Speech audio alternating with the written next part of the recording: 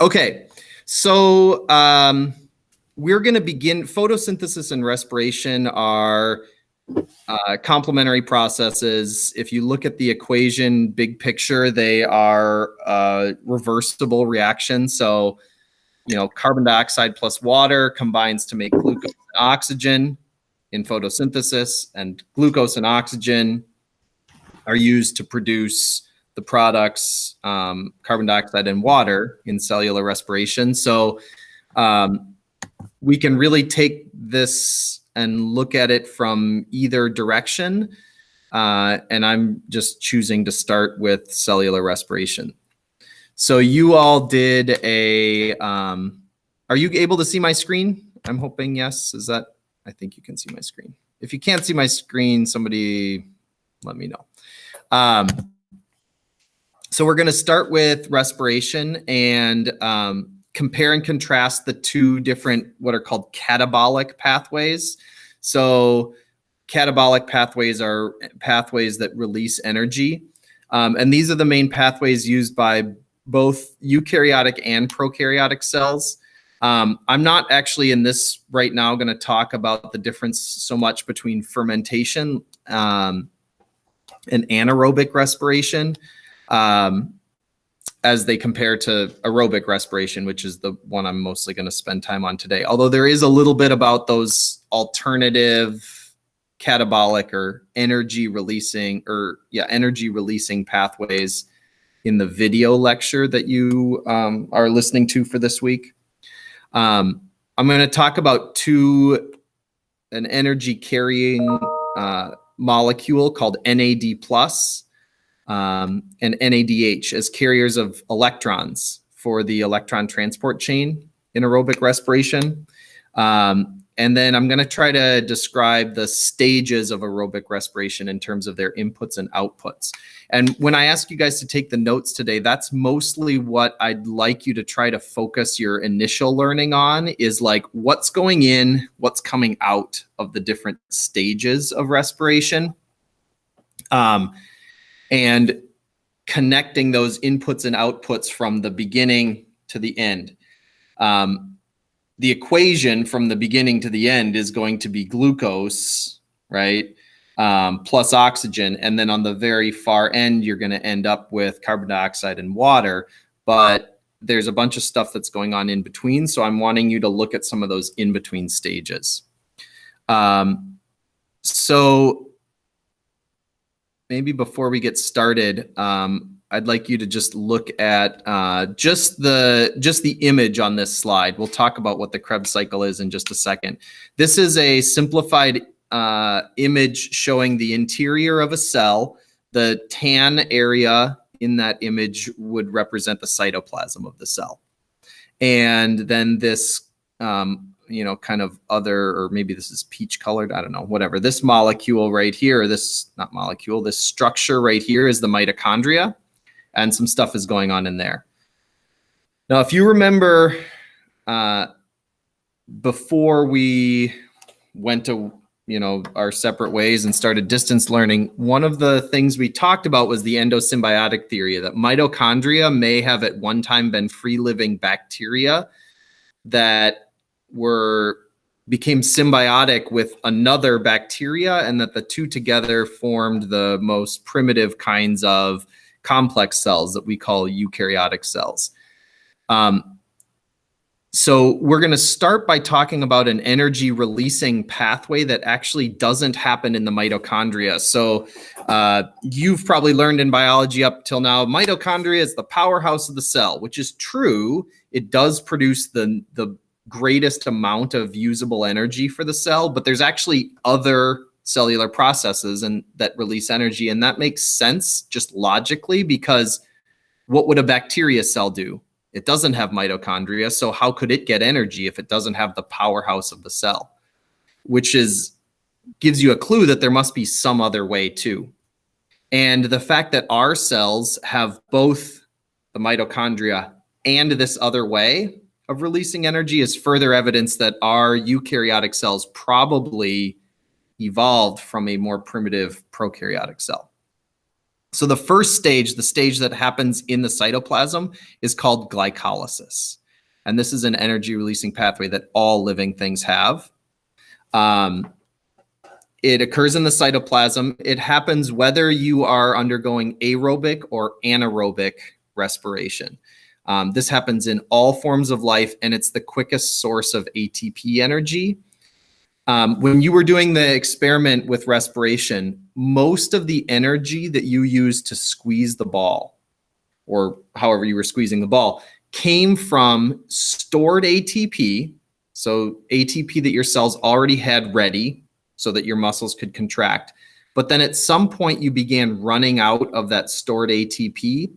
But because you were continuously squeezing the ball, hopefully as fast as you could, the only other source of energy that your cells had is glycolysis that they could reasonably use. The mitochondria probably weren't able to get involved, at least not very much, because you wouldn't have had enough time for aerobic respiration that uses oxygen to really work. And the way you would have noticed this is the burning sensation in your muscles. And as your muscles started to slow down their output, that was because you were running out of available energy and you had to, between squeezes, and I know it seemed like you were squeezing fast, but these cell processes are happening even faster. So between squeezes, your body was going through glycolysis, releasing a few more ATP, allowing you to squeeze again, release, squeeze again. If you had kept going, at some point, you would have probably completely run out of available products to go through glycolysis, or available ATP from as a product of glycolysis. And then you would have just had to stop. And what that would have felt like was increasing pain until your brain essentially just said, we're not going to make this muscle squeeze anymore. And anybody who's a sprinter or an athlete knows that sensation, that you get into that place where the pain makes you stop doing the activity. And that's because you've used up all of the glucose for glycolysis and you haven't had enough time to do aerobic respiration. Now, if you're an athlete who does an endurance sport, one of the things endurance athletes attempt to do is to build up extra mitochondria in their cells through training. And then when they exercise or when they compete slowly enough that they don't have to just use glycolysis. So like when I coach skiing, my skiers are skiing at a level that's just below the threshold where they can only use glycolysis. So that means they can use glycolysis and their mitochondria to release energy, which means they can continue to compete for a long period of time. And then usually at the end of the race, we're like, all right, now go and stop worrying about using your mitochondria. Use just glycolysis to sprint to the end, but don't start too early because then your muscles will stop working. So let's talk about glycolysis since we've got the kind of big picture idea here. Actually, let me pause for a second. Are there any questions before I move on to like some of the details of the chemistry? Are there any big picture questions people would like to post?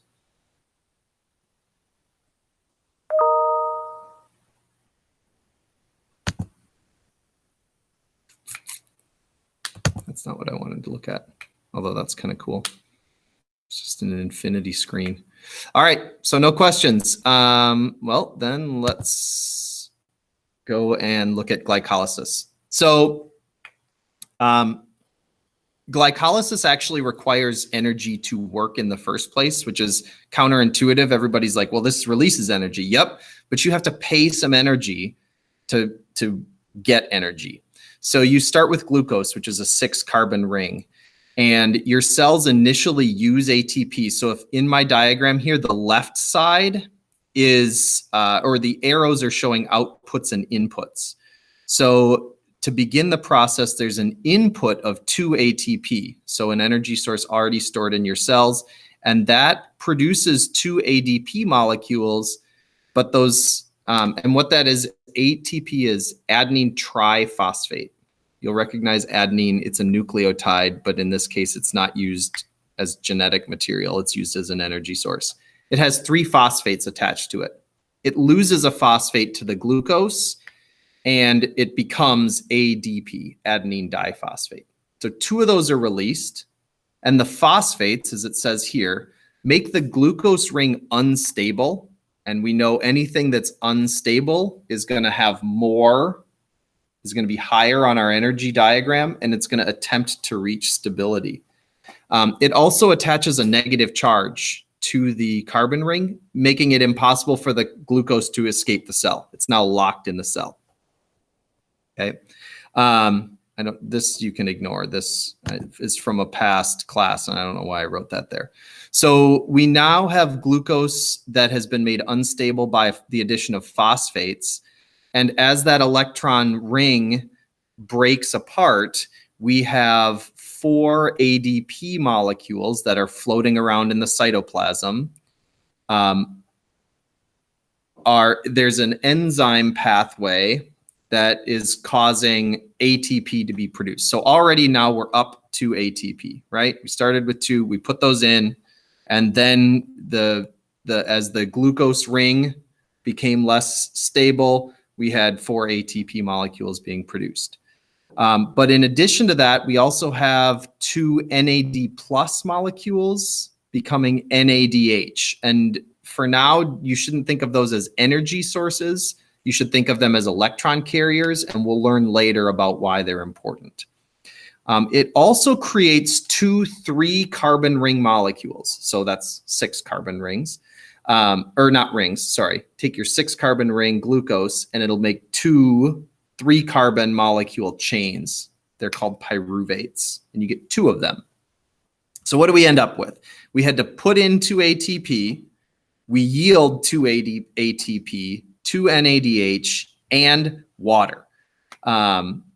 And so there is the source of some of our molecules. Now, where'd that water come from? Well, when you broke those carbon molecules apart, some of the hydrogens and oxygens, those OHs that are bonded to that carbon ring, can no longer be present on the pyruvates, and they form water. Okay. They also form the source of these hydrogens. So these were H's that were in this C6H12O6, form the source of the hydrogens for the NAD+. Okay. Questions? Okay, so for living things, we've gone through the first process, and that produces some ATP, as well as NADH. Okay. So the second step happens in the mitochondria. So now we have our pyruvate molecules, and they move into the mitochondria. And our NADH molecules, we're going to come back to those later. Okay. ATP is just used by the cell. The pyruvates are going to go into the mitochondria into something called the citric acid cycle, and the NADH is going to be stored for later. So the Krebs cycle, or the citric acid cycle, this only happens in eukaryotic cells because it's in the mitochondria, and it only happens during aerobic respiration when there's oxygen available. So we take our 2 pyruvates, and those pyruvates are broken down through a series of controlled processes to releasing hydrogens or releasing electrons to create NADH, again, an electron carrier from NAD+. The pyruvates are broken down into acetyl-CoA, which again and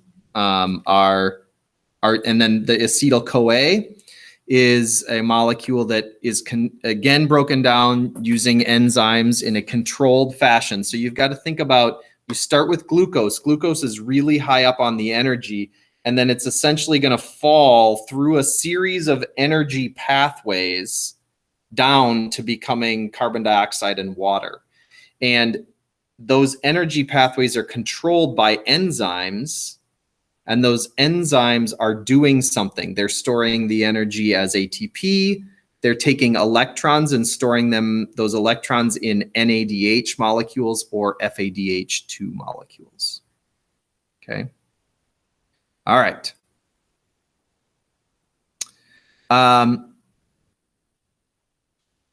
You need to understand that NAD plus and NADH, FAD plus and FADH2 are electron carriers. And that by carrying that electron, the NAD plus has gone from being low energy to being higher energy, meaning they're less stable. So they don't really want to hold on to those electrons for a long time. Those electrons are, but because of the chemical bond, the attraction between the positive and the negative charges of the NAD plus and the electron, it's able to bind to, so it's able to stay connected, but it's overall less stable. So if that energy is released, it can do work. Okay. So you have to think of the breaking down of the pyruvates and the acetyl-CoA. The pyruvate loses energy, but the cell captures that energy and takes a different molecule, NAD plus, and puts it at a higher energy level. It doesn't just release the energy and it's all over. It's stored in another molecule. So you're taking the energy from the carbon and breaking it down as it moves down the energy pathway. And all the energy that comes out is being taken by the cell and taking molecules that are low energy and building them up. So they're contrasting processes. The details of that are that the electrons are getting stripped off glucose, pyruvate, and acetyl-CoA. They are attracted to the positive charge of the NAD plus, which brings along an H plus ion to balance the charge. And so you've got this NAD molecule that's attracting an electron, and H plus comes along with it, so you get an entire hydrogen element. NAD plus will accept 2 electrons, which doesn't make sense because it seems like it only has a 1 plus charge, but it will accept 2 electrons. And having extra electrons makes it just sort of even more unstable. Okay, so we have gone through the second stage of the process now, and we're in the third stage. And this is where really all the money is made, I guess, when it comes to cellular energy. The end of all of this is a bunch of NADHs, FADH2s that are storing these electrons by capturing them along with hydrogen. I'm going to try to make my screen a little bit bigger here so we can see this. And now we're looking at the part of the mitochondria that is made up of the inner and the outer membrane. So we're looking, oops, that is not what I want. Oh, hold on. I went too big.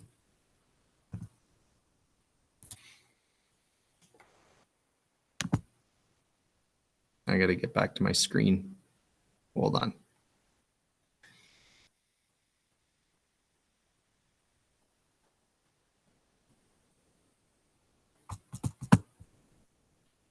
So while we're waiting on this, are there any questions so far?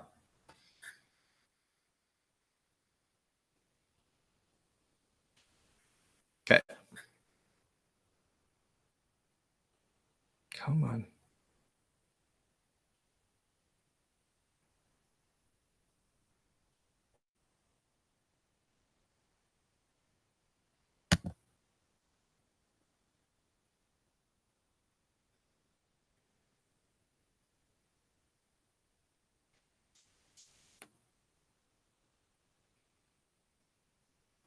Sorry, guys.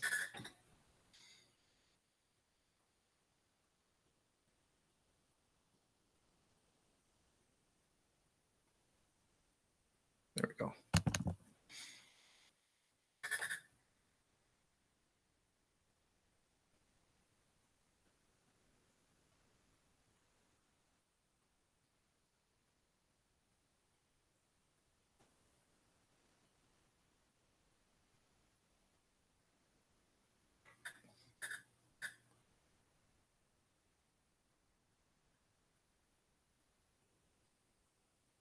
Krebs cycle. Okay, so I'm going to try this again.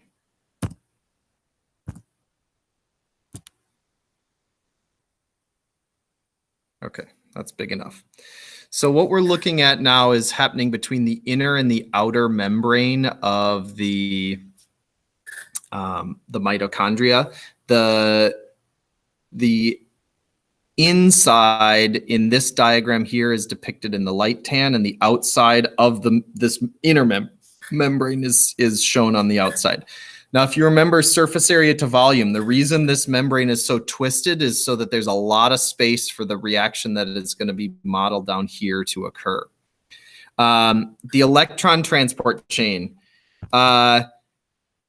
really complicated, also really cool, mostly because it's a really good example of a physical protein shape that does a thing. I'll show you it in a minute. It's called ATP synthase, or the protein that synthesizes ATP.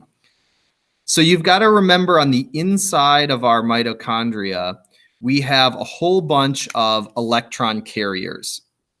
And what's going to happen is the cell, using proteins embedded within the membrane, are going to control the movement of electrons and use those electrons and the attraction they have to hydrogen ions to move the hydrogen ions. So follow me here. We have NADH, although this also works for FADH too. And NADH is going to contribute an electron to this protein complex embedded in the membrane. And the protein complex is going to move the electron into the inner membrane space, so in between the two phospholipids. Now, when it released the electron, the hydrogen becomes an H+ ion. It also falls off. Now, the hydrogen would like to follow the electron because positive and negative attract. And so this same protein also has a channel in the center that allows the hydrogen ion into it. And so as it pulls the electron up, the hydrogen tries to follow, and that protein changes shape to let the hydrogen in, and then it lets it out on the outside of the membrane.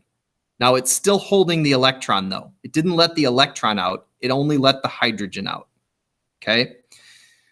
It moves into a second protein, which again is storing the electron, holding the electron, and then because the hydrogen ions inside of the inner membrane space want to get out to follow that electron, it will let another hydrogen out.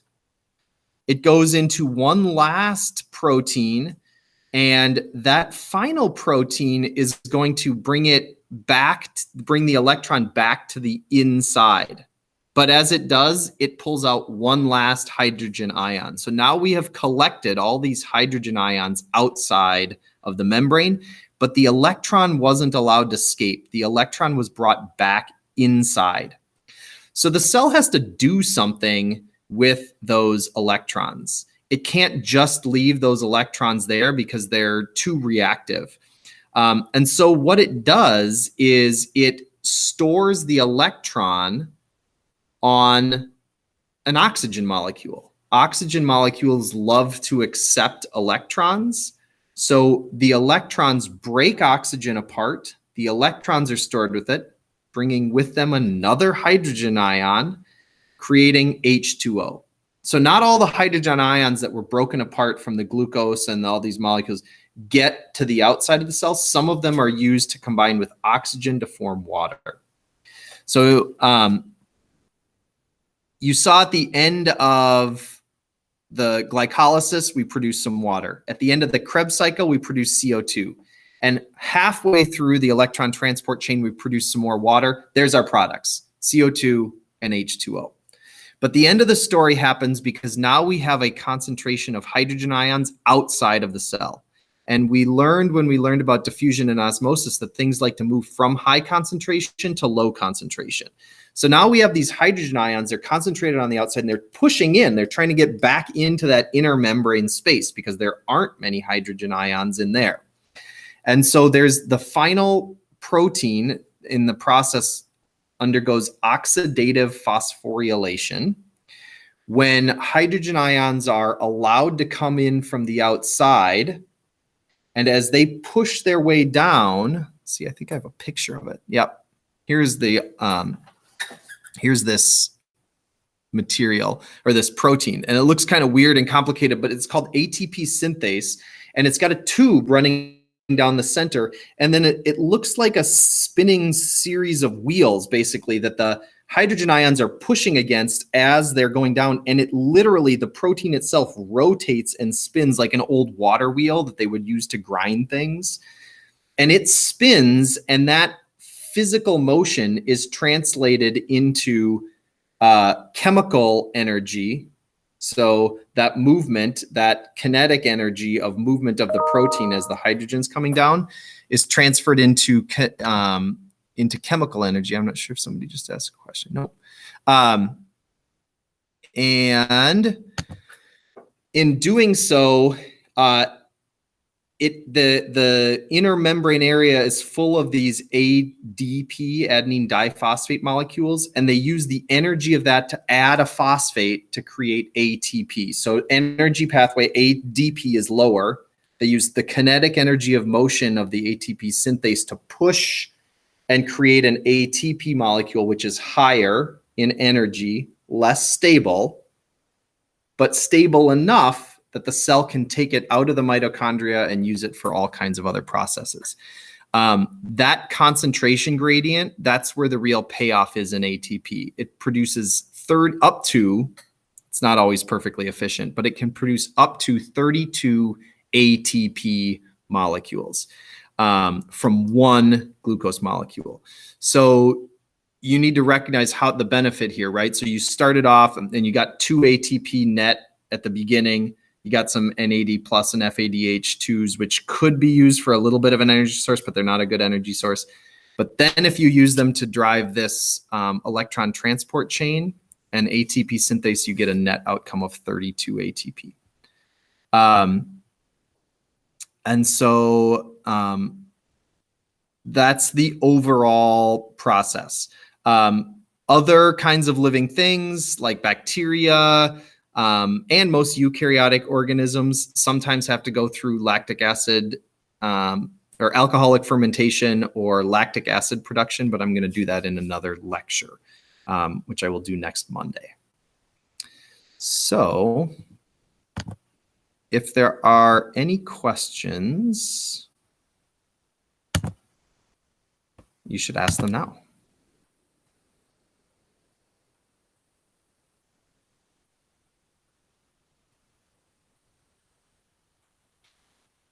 Anybody? All right, I'm going to stop recording.